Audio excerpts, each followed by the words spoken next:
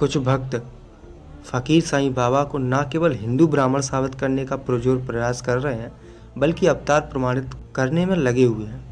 सच तो ये है कि साईं के 99% भक्तों को उनकी असलियत के बारे में कुछ मालूम ही नहीं है। साईं के जीवन के बारे में सबसे प्रामाणिक जानकारी उनके सेवक गोविंदराव दाभोलकर की पुस्तक साईं सच्चरित्र में मिलती है। ये पुस्तक खुद साईं के द्वारा ही लिखी गई मानी जाती है, क्योंकि गोविंदराव ने जब बाबा से उनकी जीवनी लिखने की आज्ञा मांगी तो बाबा ने आशीर्वाद देते हुए कहा, मैं तुम्हारे अंतःकरण में प्रकट होकर स्वयं ही अपनी जीवनी लिखूंगा। गोविंदराव ने मस्जिद में होने वाली घटना को संकलित कर सबसे पहले मराठी में पुस्तक लिखी। ये वो पुस्तक है जिसके बल पर साईं बाबा को महिमा मंडित किया गया। वीडियो का उद्देश्य साईं के प्रति आलोचना का नहीं है, बल्कि उनके प्रति स्पष्ट जानकारी प्राप्त करने का है। वीडियो में दिए गए प्रमाणों की पुष्टि और सत्यापन साईं चरित्र से करें, जो लगभग प्रत्येक साईं मंदिरों में उपलब्ध है। जैसे जैसे दुनिया आगे बढ़ रही है, वैसे वैसे भारत भी अंधविश्वासों में आगे बढ़ रहा है और यहाँ तथाकथित भगवानों का एक दौर वर्षों से चल रहा है। ये संसार अंधविश्वास और तुच्छ ख्याति सफलता के पीछे भागने वालों से भरा हुआ है। आजकल सब जगह साईं बाबा की धूम मची हुई है। कहीं साईं चौकी, साईं संध्या, साईं पालकी में मुस्लिम कव्वाल साईं भक्तों के साथ साईं जागरण करने में लगे। मंदिरों में साईं की मूर्ति सजी है। मुस्लिम तांत्रिकों ने भी अपने काले इल्म का आधार साईं बाबा को बना रखा है। वह उनकी सक्रियता सर्वत्र देखी जा सकती है। इन सब के बीच साईं बाबा को कोई विष्णु का अवतार, कोई शिव का, कोई दत्तात्रेय का अवतार बतलाता है। पर साईं बाबा थे कौन, कहाँ से आए थे, इन सब के लिए हमें निर्भर होना पड़ेगा साईं सच्चरित्र पर। चाहे चिलम फूकने की बात हो, स्त्रियों को अपशब्द कहने की बात हो, चाहे मांसाहार की बात हो, इन सब की दौड़ में शायद ही कोई साईं से आगे निकल पाए। यकीन नहीं होता ना? तो आइए चलकर देखते हैं।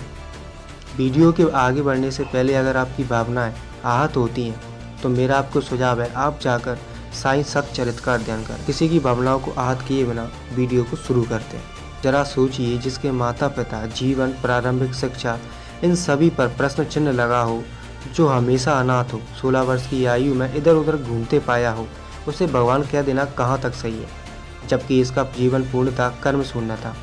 जैसे आजकल के कुकर्मी बाबा पैदा हो जाते हैं और अपने आप को भगवान का अवतार कहते नहीं थकते, और बाद में तो आपको पता ही होगा इनका हाल क्या होता है। भक्त कहते हैं बाबा 16 वर्ष की आयु में सबसे पहले दिखाई पड़े, और यहाँ लिखा भी है, यहाँ ये भी लिखा है कि वो 16 वर्ष की आयु में ब्रह्म ज्ञानी था और किसी लौकिक पदार्थ की इच्छा ना थी। और भी बहुत सारी बड़ाई की गई। जब पहले बाबा शिरडी में आए थे, उस समय उनकी आयु केवल 16 वर्ष की थी। वे शिरडी में 3 वर्ष तक रहने के बाद कुछ समय के लिए अंतर्ध्यान हो गए। कुछ समय बाद भी औरंगाबाद निजाम स्टेट में प्रकट हुए और चांद पाटिल की बारात के साथ दोबारा शिरडी पधारे। अब उस समय उनकी आयु 20 वर्ष की थी। 16 वर्ष की आयु में दिखे और 3 वर्ष बाद शिरडी में रहे तो उनकी आयु 19 वर्ष। 19 वर्ष की आयु में फिर वो और कहीं निकल गए, और जब बारात के साथ आए तो आयु 20 वर्ष थी। मतलब पूरा का पूरा 1 साल गायब रहे। बारात के साथ किस प्रकार आए, इसका वर्णन भी यहाँ पर किया हुआ है, आप देख सकते हैं। यहाँ आपको अच्छे से दिख ही रहा होगा कि 19 वर्ष की युवक को फकीर, मानव व्यक्ति कहा गया है। इससे ये स्पष्ट होता है कि बाबा 19 वर्ष की आयु में चिलम पीना सीख गया और सारी नाटकबाजी करना भी। पहले खुद पी, फिर चांद पाटिल को भी पिलाया। वे अपनी युवावस्था में चिलम के अलावा कुछ इकट्ठा नहीं किया करते थे। मस्जिद में पड़े पड़े बीड़ी या तंबाकू का सेवन करते थे। ऐसा तो कई जगह लिखा भी है पुस्तक में। मैं इस पुस्तक की लिंक डिस्क्रिप्शन में दे दूंगा, आप वहाँ से डाउनलोड करके पढ़ लीजिएगा। फिर 3 साल बाद वो बालक ज्ञानी था, वो बिगड़ गया। चिलम जलाने और जमीन से अंगारा निकालने आदि का जो वर्णन इसमें लिखा है, इससे स्पष्ट है कि बाबा इन 3 वर्षों में जमकर नशा करना सीख गया और सड़क छाप जादूगरी करना भी। पर इन 3 वर्षों में ऐसा क्या हुआ कि इस बाबे की हालत ये हो गई? इन 3 वर्षों का वर्णन इस किताब में बिल्कुल नहीं है। वो 16 वर्ष में तेजस्वी आदि था और 19 वर्ष की आयु में बीड़ियां फूकना कैसे सीख गया? ये बात निर्भर करती है उनके 3 वर्षों पर। महालसा पति और भाव पर स्थित लोग एक 19-20 वर्ष के बालक का अभिनंदन कर रहे हैं। इसका मतलब वो बाबा से प्रभावित है। तो फिर बाबा के 16 से 19 वर्ष का वर्णन कहाँ है? इस किताब में तो है नहीं। बाबा ने उन 3 वर्षों में ऐसा क्या किया कि सब प्रभावित हो गए? जो खुल्लम खुल्ला बीड़ियां फूकता था बड़ों के सामने, चांद पाटिल, निश्चित ही रूप से उससे बड़ा ही होगा। एक 19-20 वर्षीय बालक उसे बीड़ी देता है और कहता है ले पी। यहाँ अभिनंदन किया गया है, पर अभिनंदन का कारण नहीं बताया गया। इस प्रकार धीरे धीरे भगवान बना दिया गया। साईं बाबा जब 20 वर्ष के थे तो पहलवान की तरह रहते थे। मतलब कि सड़क पर जब चलते तो किसी को ललकार देना, बाहें चढ़ा लेना और इसी की वजह से वो एक पहलवान से पिट भी गए। हाँ सच में शिरडी में एक पहलवान था और उससे बाबा का मतभेद हो गया और दोनों में कुश्ती हुई और बाबा हार गए। अब इसी अध्याय में आगे लिखा है, बामन तात्या नाम के एक भक्त इन्हें नित्य प्रति 2 मिट्टी की घड़ी दिया करते थे। इन घड़ों द्वारा बाबा स्वयं ही पौधों में पानी डाला करते।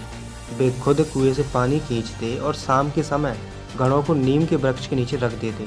जैसे ही रखते तो घड़ा फूट जाता, क्योंकि घड़े तो कच्चे थे, और दूसरे दिन तात्या फिर उन्हें 2 घड़े देते और ये क्रम लगातार 3 वर्षों तक चलता रहा। अब यहाँ पर मेरे ही मन में नहीं बल्कि आपके भी मन में कुछ प्रश्न उठ सकते हैं। जैसे सबसे पहले तो तात्या किसका भक्त था, साईं का था या किसी और का था? अगर साईं का था तो कैसे था? अभी तो बाबा ने कोई चमत्कार भी नहीं दिखाया। तात्या क्या देखकर उसका भक्त बना? दूसरा ये कि रोज के रोज घड़े टूट रहे थे। ना ही बाबा में और ना ही तात्या में इतनी अकल थी कि ना घड़ा ठीक प्रकार से संभाल कर रखा जाए। रोज के 2 घड़े के हिसाब से तात्या ने 3 वर्षों में लगभग 2100 घड़े तोड़े। और फिर क्या, बिना तपाए बनाई हुई मिट्टी के कच्चे घड़ों में जल कभी ठहर सकता है? इस प्रकार की उलझुल बातों का क्या मतलब है? या इससे कोई और अर्थ भी है जो हम समझने की अपेक्षा इस पागल को पूछ रहे हैं? या फिर ये कोई कोडेड लैंग्वेज है? चलिए इसके आगे के अध्याय में सारा वर्णन है 1910 से 1918 तक का, जब बाबा की आयु 72 और 80 के बीच रही थी। यहाँ आती है बाबा के चमत्कारों के गप्पे और केवल रुपया पैसा की बातें और लोगों ने बाबा को किस प्रकार पूजा, ये लिखा हुआ है। बाबा के जीवन काल की 24 वर्ष की आयु से 71 वर्ष की आयु की घटनाएं गायब है। एक फकीर देगा जिसके तन पर एक टोपी, तन पर कफनी और पास में एक सटका था। वो सिर पर एक साफा, कमर में एक धोती, तन ढकने के लिए एक अंगरखा धारण करते थे। प्रारंभ से ही उनकी वेशभूषा इस प्रकार की है। अब तक किसी को बाबे का नाम भी नहीं पता। पहले युवक कहा करते थे, फिर सीधे साईं कह दिया। साईं बाबा नाम की उत्पत्ति साईं शब्द से हुई है, जो मुसलमानों द्वारा प्रयुक्त फारसी भाषा का शब्द है, जिसका अर्थ होता है पूज्य व्यक्ति और बाबा। फारसी एक भाषा है जो ईरान, ताजिकिस्तान, अफगानिस्तान और उज्बेकिस्तान में बोली जाती है। मतलब कि साईं एक नाम नहीं है। जिस प्रकार मंदिर में पूजा आदि करने वाले व्यक्ति को पुजारी कहते हैं पर उसका नाम पुजारी नहीं होता, उसी प्रकार साईं भी कोई नाम नहीं है बल्कि एक विशेषण है। उसी प्रकार बाबा शब्द भी कोई नाम नहीं है। और फिर मालसा पति ने सीधे साईं क्यों कह दिया? सभी साईं बाबा ही कहते थे, तो फिर उसका नाम क्या था? फिलहाल हम इसे साईं ही कहेंगे। ये बालक 100% नशा करने वाला था, क्योंकि लावारिस था और इसे शिक्षा तो मिली ही नहीं थी। इसी कारण ये ओझे स्वभाव वाला था और चिड़चिड़ा भी था। बात बात पर गुस्सा होता था, स्त्रियों को गाली देता था। इसके ओझे स्वभाव और चिड़चिड़ेपन का प्रमाण है, आगे देखने को मिलेगा। जरा धैर्य रखिए। इस किताब में सब कुछ झूठ ही झूठ लगा है। ये किताब कम से कम 4-5 जनों ने मिलकर सोच समझ कर लिखी है, फिर भी हड़बड़ी में कई गलतियां रह गई, या यूँ कहें कि सत्य छुप नहीं सकता। चलिए देखते हैं एक और बड़ा झूठ और आस्था के नाम पर धोखा। लेखक हेमाड़ पंत ने लिखा है कि 1910 में मैं बाबा से मिलने मस्जिद गया। मैंने बाबा की पवित्र जीवन गाथा का लेखन प्रारंभ कर दिया और बाबा से उनके जीवन पर किताब लिखने की अनुमति मांगी, और मैंने महाकाव्य साईं सतचरित्र की रचना भी की। इस किताब की रचना हुई कम से कम उनकी मृत्यु के 15-20 वर्ष बाद, अर्थात 1933 से 1938 के आसपास। अब कुछ भक्तों को साईं बाबा की वचन याद आने लगे। किसी ने कहा कि महाराज ने अपने भक्तों से कह दिया था कि वे भविष्य में 8 वर्ष बाद बालक के रूप में पुनः प्रकट होंगे। ऐसा प्रतीत होता है कि इस प्रकार का प्रेम संबंध विकसित करके साईं बाबा दौरे पर चले गए और भक्तों को दृढ़ विश्वास है कि वे शीघ्र ही पुनः वापस आएंगे। और बाबा आते भी हैं, पता है कौन बनकर? सत्य साईं बाबा। अब इस चाल को ध्यान से समझिए। साईं बाबा की मृत्यु होती है 1918 में। उसके ठीक 8 वर्षों बाद बाबा पुनः आ गए सत्य साईं बनकर। सत्य साईं बाबा का जन्म होता है 23 नवंबर 1926 और मृत्यु 24 अप्रैल 2011 को। सत्य साईं बाबा के बचपन का नाम सत्यनारायण राजू था। बाबा को प्रसिद्ध आध्यात्मिक गुरु शिरडी के साईं बाबा का अवतार माना जाता है। आंध्र प्रदेश के अनंतपुर जिले में पुट्टपर्ती गांव में एक सामान्य परिवार में 23 नवंबर 1926 को जन्मे सत्यनारायण राजू ने 20 अक्टूबर 1940 को 14 की उम्र में खुद को शिरडी वाले साईं बाबा का अवतार कहा। जब भी वह शिरडी साईं बाबा की बात करते तो उन्हें अपना पूर्व शरीर कहते थे। इससे स्पष्ट है कि सत्य साईं बाबा उन्हीं लोगों के किसी घर जन्मा जिन्होंने इसके जन्म से 8 वर्ष पहले साईं को भगवान बनाया। चूँकि सत्य साईं बाबा के जन्म की बात साईं सतचरित्र में आ चुकी है, इसलिए ये किताब बाबे की मृत्यु के 15-20 वर्ष पश्चात लिखी गई होगी। इसे निश्चित रूप से अच्छे से समझाया गया कि तुझे यही कहना है कि तू साईं बाबा का अवतार है। इसने शिरडी वाले बाबा के बारे में 8-10 बातें लोगों को बता दी होंगी कि मैंने पिछले जन्म में ये किया, जैसा कि इसे 12-13 वर्ष की आयु में रटा दिया गया होगा।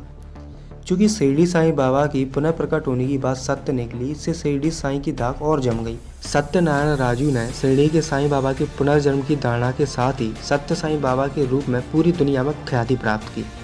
सत्य साईं बाबा अपने चमत्कारों के लिए भी प्रसिद्ध रहे और वे हवा में से अनेक चीज़ें प्रकट करते थे और इसके चलते उनके आलोचक उनके खिलाफ भी प्रचार करते रहे। पुट्टापर्थी के सत्य साईं के चमत्कारों और दावों पर सवाल उठे तो भक्तों को उनमें भगवान दिखने लगे। उसी सत्य साईं ने सालों पहले ये भविष्यवाणी की थी कि अपने देहांत के 1 साल बाद वो फिर अवतार लेंगे। इसलिए उनकी पहली बरसी पर यह सवाल उठा कि कहाँ है सत्य साईं का अवतार। ये किताब कितनी सही कितनी गलत है दोस्तों हम ऊपर देख चुके हैं कि ये किताब निश्चित रूप से सत्य साईं राजू के जन्म के बाद ही लिखी गई है। तभी लोगों ने सोचा कि राजू को ही बाबा का पुनर्जन्म सिद्ध करना है। तभी राजू के जन्म की बात साईं सच्चरित्र में आई है। अब आप ही देखिए, यहाँ पर लिखा हुआ है कि भविष्य में भी 8 वर्ष के बालक के रूप में पुनः प्रकट होंगे। राजू जन्मा सन 1926 में, यानी बाबा की मृत्यु की 8 वर्ष बाद। इस हिसाब से साईं सच्चरित्र लिखने की कम से कम तारीख बनती है 1926, जब राजू बाबा का जन्म होता है। इससे पहले किताब का लिखा जाना संभव ही नहीं है, क्योंकि राजू के जन्म की बात उस किताब में कई बार आ चुकी है। इस किताब में जितनी भी बाबा की लीलाएं और चमत्कार लिखे गए हैं वे सभी 20 वर्ष की आयु के बाद ही है, क्योंकि 20 वर्ष की आयु में ही वे शिरडी में मृत्यु तक रहे। स्पष्ट है जो लीला सन 1858 से करनी प्रारंभ की थी और वो लिखी गई इस किताब में 1926 में, अर्थात 68 वर्षों बाद। अब जरा दिमाग बुद्धि और अपने विवेक का प्रयोग करिए और सोचिए 68 वर्ष पुरानी घटनाओं को इस किताब में लिखा गया वो कितना सही होगा। अब यदि ये मान है कि किताब लिखने वाले ने जो भी लिखा है वो सब आंखों देखा हाल है, तो किताब लिखने वालों की सन 1858 में आयु क्या रही होगी। जैसा कि किताब लिखने वाले बहुत ही चतुर किस्म के थे, तभी उन्होंने इस किताब को उलझा कर रख दिया। क्या लोग इतने बुद्धिहीन हो गए हैं जिसकी भी काल्पनिक महिमा के कपोड़े सुन लें उसी को भगवान और महान मानकर भेड़ों की तरह उसके पीछे चल देते हैं। अभी साईं बाबा के बारे में जानना बहुत बाकी है, तो इंतजार करिए अगली वीडियो का। आज की वीडियो के लिए बस इतना ही।